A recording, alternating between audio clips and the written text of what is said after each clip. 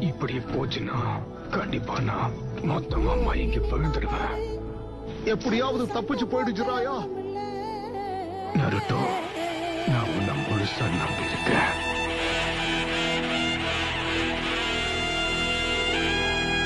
கண்டா வர சொல்லுங்க கண்ணனை கையோட